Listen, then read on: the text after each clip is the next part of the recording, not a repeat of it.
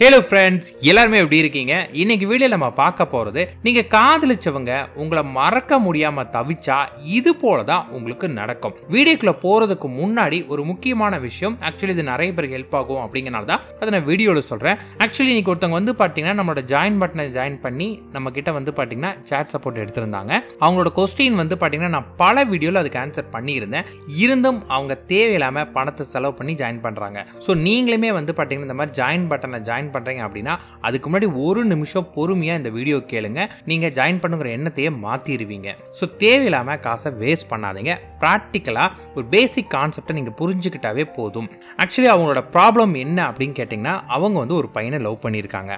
அந்த பையன் இவங்கள லவ் பண்ணியிருக்கிறான். ரெண்டு பேரும் நல்லா தான் பழகி இருக்காங்க. ஆனா கொஞ்சம் குறிப்பிட்ட காலத்துக்கு அப்புறம் அந்த பையன் இந்த பொண்ணை வந்து முழுமையா ஏமாத்திட்டு இந்த பொண்ணு வேண்டாம் அப்படின்னு இந்த பொண்ணுக்கு மிகப்பெரிய அளவு துரோகம் பண்ணிட்டு இந்த பொண்ணை விட்டுட்டு போயிட்டான். ஸோ இந்த பொண்ணு என்கிட்ட சொல்றது இதுதான், எனக்கு அந்த பையன் என்னை மிகப்பெரிய துரோகம் பண்ணிட்டான், என்னை ஏமாத்திட்டான், இருந்தும் என்னால் அவனை மறக்க முடியல, அவன் என் வாழ்க்கையில வேணும், இப்போ நான் என்ன பண்ணுன்னு சொல்லுங்க அப்படின்னு சொல்லி கேட்டுச்சு. நான் என்ன பண்ணேன்னா பொறுமையா முதல்ல உங்க ப்ராப்ளம் என்னன்னு ஒரு தடவை சொல்லுங்க சொல்லி கேட்டேன். சரிங்கன்னு சொல்லி இந்த பொண்ணு வந்து பாத்தீங்கன்னா A to Z அவங்க லைஃப்ல என்ன நடந்துச்சோ எல்லாமே ப்ராப்பரா டெக்ஸ்ட் பண்ணாங்க. டெக்ஸ்ட்டுக்கு எல்லாமே நான் படிச்ச பிறகு நான் திருப்பி கேட்டேன். நல்லா யோசிச்சுக்கோங்க, இதுக்கு நான் ஆன்சர் பல வீடியோல சொல்லிட்டேன், நீங்க ஏன் காசை வேஸ்ட் பண்றீங்க அப்படின்னு நான் சொல்லி கேட்டேன். இல்லை நான் சொன்னா ரொம்ப ஃபோர்ஸ் பண்ணாங்க. அதனாலதான் திருப்பி அவங்களுக்கு நான் வந்து பாத்தீங்கன்னா கேட்கவே ஆரம்பிச்சேன். அவங்களோட ப்ராப்ளம் என்ன அப்படின்னு கேட்டீங்கன்னா, இந்த பையன் உண்மையிலே அந்த பொண்ணை ஏமாத்திருக்கான்னு நீங்க நம்புறீங்களா கேட்டதுக்கு, ஆமா அவன் என்னை ஏமாத்திட்டான், என்னை ஏமாத்திட்டு அவன் ஏன் என்னை விட்டுட்டு போகணும், உண்மையான அன்பு நான் கொடுத்தல, நான் அவனுக்கு ட்ரூவா இருந்தேன்ல, என்னோட முழு நேரமும் நான் அவனுக்காக தான் நான் அர்ப்பணிச்சேன், அப்படி இருக்கக்கூடிய அவன் ஏன் என்னை விட்டு போனா,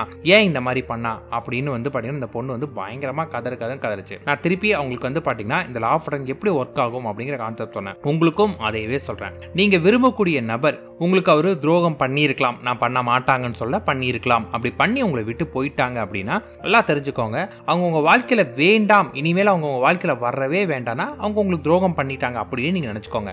இன்ஸ்டெட் அவங்க திருப்பி உங்க வாழ்க்கையில வரணும் அப்படின்னு நீங்க நினைச்சீங்கன்னா, அவன் எனக்கு துரோகம் பண்ணிட்டான், அவன் என்னை ஏமாத்திட்டான் அப்படின்னு நினைக்காதீங்க. பிகாஸ் நீங்க எப்ப அவங்க மேல பிளேம் பண்றீங்களோ, அவங்க மேல பழி சொல்றீங்களோ, அவங்க உங்களை ஏமாத்திட்டாங்க, துரோகம் பண்ணிட்டாங்க அப்படின்னு நீங்க நினைக்கிறீங்களோ, அப்ப என்ன ஆகும்னா உங்க ஆள் மனம் வந்து அவங்க கெட்டவங்க, அவங்கனால இவங்களுக்கு கெட்டது நடக்குது, அவங்கனால இவங்க வாழ்க்கையில சந்தோஷமா இருக்க முடியாது அப்படின்னு சொல்லி உங்க ஆள் மனமே முதல்ல அவங்க கிட்ட உங்களை பிரிச்சு வச்சிரும். சோ நீங்க நினைத்தாலும் சேர முடியாது. சோ இதுல கிளியர் ஆயிக்கோங்க. ஏன்னா நீங்க என்னதான் மெத்தட்ஸ் ட்ரை பண்ணாலும் அவங்கள நீங்க தப்பா நினைக்கிற வரைக்கும் அவங்க உங்க வாழ்க்கையில வரவே மாட்டாங்க. இதை புரிஞ்சுக்கோங்க. ரெண்டாவது, இந்த பொண்ணோட மேட்ருக்கு வரேன். இந்த பொண்ணோட விஷயத்துல உண்மையிலே யார் மேல தப்புன்னு கேட்டீங்கன்னா அந்த பையன் மேல தப்பே கிடையாது, இந்த பொண்ணு மேலதான் தப்பு. பிகாஸ் இந்த பொண்ணு தான் அந்த பையனை பயங்கரமா நான் உன்னை லவ் பண்றேன் அப்படின்னு இரிட்டேட் பண்ணி டார்ச்சர் பண்ணியிருக்கு. அந்த பையன் வந்து சொல்லியிருக்கான், எனக்கு இப்ப நல்ல வேலை கிடையாது, நான் எங்க வீட்டுல பேச முடியாது,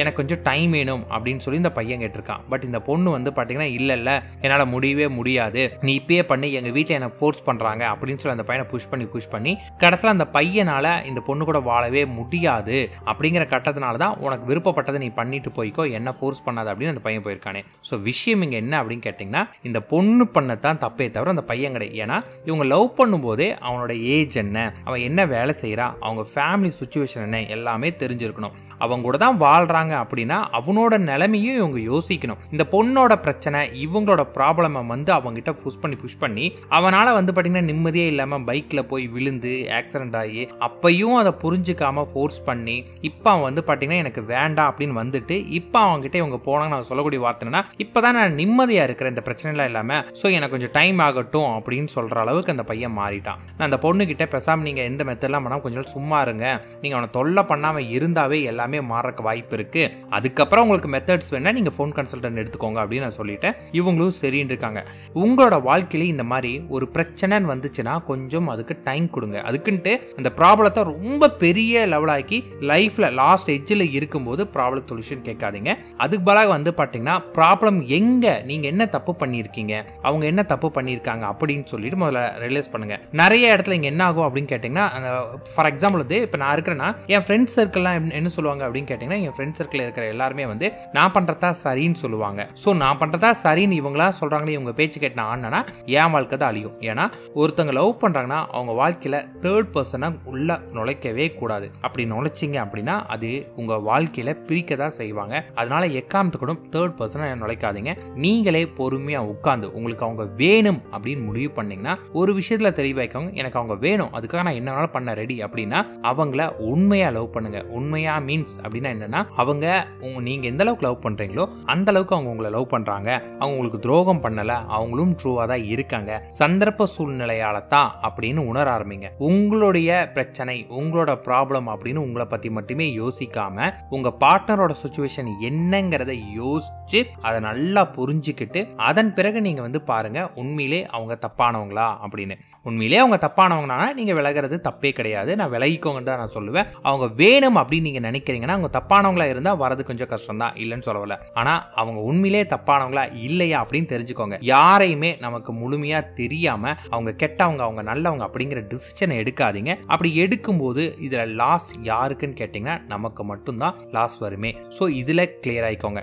இந்த வீடியோ பார்க்கக்கூடிய நிறைய பேர் இதே பிரச்சனையில தான் இருப்பீங்கன்னு நான் நம்பினேன். பிகாஸ் நீங்க எல்லாருமே வந்து பாத்தீங்கன்னா நீங்க ரொம்ப நல்லவங்க, நான் தான் இந்த உலகத்துல தியாகி, நான் ரொம்ப ட்ரூவா லவ் பண்ணேன், என் லவ் ரொம்ப புனிதமானது, பட் அவங்க புரிஞ்சிக்கல, அவங்க ஏமாத்திட்டாங்க அப்படின்னு சொல்லி அவங்கள பழி போடுறத நிறுத்திட்டு உண்மையிலே என்ன காரணம் அப்படின்னு ஃபைண்ட் அவுட் பண்ணீங்கன்னா சொல்யூஷன் கிடைக்கும். நல்லா தெரிஞ்சுக்கோங்க, ஒரு பிரச்சனை அப்படின்னா அந்த பிரச்சனைக்கான அஸ்திவாரம் மூல ப்ராப்ளம் என்னன்னு கண்டுபிடிச்சாதான் அதுக்கு சொல்யூஷன் கண்டுபிடிக்க முடியும். ஸோ உங்களுக்கு எல்லாருக்குமே தெரிஞ்சுக்கணும்னு நினைக்கிறேன். ஃபோன் கன்சல்டன் எடுக்கக்கூடிய எல்லாத்துக்குமே நான் என்ன சொல்லுவேன்னு கேட்டீங்கன்னா, உங்க ப்ராப்ளமை எனக்கு ஸ்டார்ட் டு எண்டு சொல்லுங்க அப்படின்னுவேன். ஏன்னா அவங்களுக்கே என்ன பிரச்சனைன்னு தெரிஞ்சிருக்காது. நான் அதை பின் பாயிண்ட் பண்ணி அதெல்லாம் பிரச்சனை இல்லைங்க, உங்க பிரச்சனை வேற அப்படின்னு நான் உங்களுக்கு பின் பாயிண்ட் பண்ணி சொல்லி கொடுப்பேன். அதனாலதான் வந்து பாத்தீங்கன்னா சக்சஸ் பண்ணவே முடியுமே. அதே போலதான் நீங்க உங்களோட வாழ்க்கையில சக்சஸ் வேணும்னா முதல்ல பொறுமையா உங்களோட பிரச்சனை உண்மையான ப்ராப்ளம் என்னன்னு கண்டுபிடிங்க.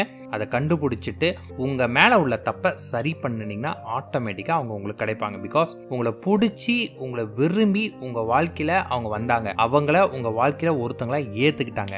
இப்ப வேண்டாம் அப்படின்னு போறாங்கன்னா அவங்க எதிர்பார்த்த மாதிரி நீங்க இல்லை. ஸோ உங்களுக்கு பிடிச்சவங்களுக்காக உங்களை மாத்திக்கிறது தப்பே கிடையாது. இப்ப நம்ம இன்னைக்கான வீடியோ கான்செப்ட்குள்ள போயிடலாம். இந்த கேள்வி வந்து பாத்தீங்கன்னா நிறைய பேர் கேட்கறாங்க, சார் நான் விரும்பின பர்சன் வந்து பாத்தீங்கன்னா இப்ப என்னை விட்டு முழுமையா வெளியே போயிட்டாங்க, என்னை விட்டு என் வாழ்க்கையில் அவங்க இல்லவே இல்லை, இன்கேஸ் அவங்களுக்கு என்னை பத்தி நினைச்சா எனக்கு ஏதாவது சிம்டம்ஸ் தெரியுமா அப்படின்னு கேட்கறாங்க. நிறைய சிம்டம்ஸ் தெரியுங்க. ஆனா அதுக்கு முன்னாடி என்னன்னா அது ட்ரூ லவ்வா இருந்தா தான் சிம்டம்ஸ் தெரியுமே. அது என்ன ட்ரூ லவ் அப்படின்னு கேட்டீங்கன்னா, நீங்க உண்மையிலே நல்லா லவ் பண்ணி உங்க ரெண்டு பேருக்குள்ள சோல் கனெக்ஷன் உருவாயிருக்கணும். இந்த சோல் கனெக்ஷன் உருவானாவே இது வந்து பாத்தீங்கன்னா நல்ல சிம்டம்ஸ் கிடைக்குமே. அப்ப நீங்க என்ன அப்படின்னு கேட்டீங்கன்னா, உங்களுக்கே அறியாமல் சடனா அவங்களோட தாட்ஸ் உங்களுக்கு வர ஆரம்பிக்கும். இதான் பேசிக். நீங்க அவங்கள மறந்துருப்பீங்க. மறந்து இருக்கும்போது சடனா அவங்களுடைய எண்ணங்கள் உங்களுக்கு வர ஆரம்பிக்கும். அவங்க சம்பந்தமான கனவுகள் வர ஆரம்பிக்கும். அதே போல வந்து பாத்தீங்கன்னா கனவுகள் ரொம்ப ரியலிஸ்டிக்கா இருக்கும். ஜஸ்ட் லைக் கனவா இருக்காது. திருப்பியும் உங்களோட பாஸ்ட் லைஃப்ல நீங்க எப்படி இருந்தீங்களோ அது அப்படியே அகைன் இப்ப இருக்கிற மாதிரியான கனவுகள் வரும். அவங்களோட தாட்ஸ் உங்களுக்கு ரொம்ப அதிகமாக வரும். அந்த தாட்ஸ் எப்போ வரும் அப்படின்னு கேட்டிங்கன்னா, நீங்கள் ஏதாவது ஒரு பிஸியான ஒர்க் ஷெடியூலில் இருப்பீங்க, பயங்கரமான வேலை பண்ணிட்டு இருப்பீங்க, அப்படி ஏதாவது ரொம்ப முக்கியமான ஒரு ஒர்க்கை பண்ணிட்டு இருக்கீங்கன்னா அந்த டைமில் உங்களுக்கு வந்து பார்த்தீங்கன்னா சடனாக அவங்களோட ஞாபகம் வரும். இது வந்து பார்த்தீங்கன்னா ஹை ஃபீல் கொடுக்க ஆரம்பிக்கும். ஏன்னா அவங்க வந்து பயங்கரமாக அந்த டைமில் உங்களை நினைக்க ஆரம்பிக்கிறாங்க. அந்த டைமில் உங்களுக்கு வந்து பார்த்தீங்கன்னா இந்த மாதிரியான ஃபீல்ஸ் வரும். இந்த ஃபீல் வந்தாவே அவங்க உங்களை நினைக்க ஆரம்பிச்சிட்டாங்க அப்படின்னு அர்த்தம். அடுத்தது என்ன ஆகும் அப்படின்னு கேட்டிங்கன்னா, அவங்க சம்பந்தமான அந்த பெயர் இதெல்லாம் உங்களுக்கு தெரிய ஆரம்பிக்கும். அடுத்தது லா ஆஃப் அட்ராக்ஷன், நம்மளோட ஈர்ப்பு விதி வந்து சில சிம்டம்ஸ் உங்களுக்கு காட்டும். எப்படின்னு கேட்டீங்கன்னா, சடனா உங்களுக்கு ரெயின்போ காட்ட ஆரம்பிக்கும். நீங்க உங்க மனசு கிட்ட கேட்கலாம், இப்ப அட் பிரசன்ட் அவங்க என்ன நினைக்கிறாங்களா, அவங்க மனசுல நான் இருக்கிறேன்னா, அவங்க என்ன பத்தி யோசிக்கிறாங்களா அப்படின்னு 2 நாள் தொடர்ந்து ஒரே கேள்வி ரிப்பீட்டபிளா கேட்டு பாருங்களேன். உங்களுக்கு ஏதாவது ஒரு வகையில உங்களுக்கு பதில் கொடுக்கும். ஒரு எஸ் ஆர் நோ ஃபார்மேட்லயோ இல்ல ஏதாவது வித்தியாசமான சவுண்ட்ஸ்லயோ ஏதாவது ஒரு வகையில உங்களுக்கு ஆன்சர் கிடைக்கும். இதை வந்து நான் லைவ் சேலஞ்ச் வீடியோல போட்டிருக்கேன். இதை எப்படி யூஸ் பண்ணும் அப்படின்னு சொல்லிட்டு பார்க்காதவங்க பாருங்க. லைவ் சேலஞ்ச் வீடியோல நீங்க விரும்பின நபர் வந்து பாத்தீங்கன்னா உங்களை நினைச்சிட்டு இருக்காங்க, எப்படி நம்ம தெரிஞ்சுக்கிறது அப்படிங்கிற மாதிரி. சோ அந்த மாதிரி நீங்க யூஸ் பண்ணாலும் அட் பிரசன்ட் லைஃப்ல உங்களை நினைக்கிறாங்களா இல்லைன்னு தெரிஞ்சுக்கலாம். சோல் கனெக்ஷன் இருந்தா தான் இதெல்லாம் உங்களுக்கு நடக்கும். சோல் கனெக்ஷனா என்ன அப்படின்னு ஒரு சின்ன இன்ட்ரோ கொடுக்குறேன். ரொம்ப சிம்பிள். நீங்க வந்து பாத்தீங்கன்னா அவங்களை நினைக்கும் போது டக்குனா அவங்க கிட்ட உங்களுக்கு கால் வரும். அவங்களை நீங்க இப்பதான் நினைச்சிருப்பீங்க, அவங்களுக்கு மெசேஜ் பண்ணுவோம். இந்த மாதிரி வந்து பாத்தீங்கன்னா ஒரு கனெக்ஷன் உருவாயிருக்கும். இந்த சோல் கனெக்ஷன் சொல்லுவாங்க. இந்த கனெக்ஷன் அவங்க எவ்வளவு தூரமா பிரிஞ்சிருந்தாலுமே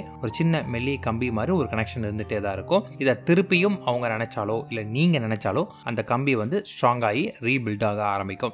எந்த அளவுக்கு ஹெவியா நினைக்கிறாங்களோ, எந்த அளவுக்கு உங்களை மறக்க முடியாம ஃபீல் பண்றாங்களோ, அந்த அளவுக்கு இதோட இம்பாக்ட் உங்களுக்கு நல்லா தெரிய ஆரம்பிக்கும். அந்த அளவுக்கு இதோட வைப் வந்து நல்லா வர ஆரம்பிக்கும். இதே ப்ராப்பரா தெரிஞ்சவங்களா இருந்தாங்கன்னா கரெக்டான டைமிங்ஸ் எல்லாம் பண்ணும்போது இது ரொம்ப நல்லா ஹெவியா ஒர்க் அவுட் ஆகும். இந்த ஃபீலை வச்சு நீங்க தெரிஞ்சுக்கலாம், நீங்க காதலிச்ச நபர் இப்போ உங்க கூட இல்லாட்டியுமே உங்களை அவங்க அட் பிரசன்ட் நினைச்சு உங்களுக்காக ஏங்கிட்டு இருக்காங்கன்னு தெரிஞ்சுக்கலாம். திருப்பி நீங்க உங்க லவ்வை ரீபில்ட் பண்ணிக்கலாம், நல்லவராக இருந்தால். All the best friends.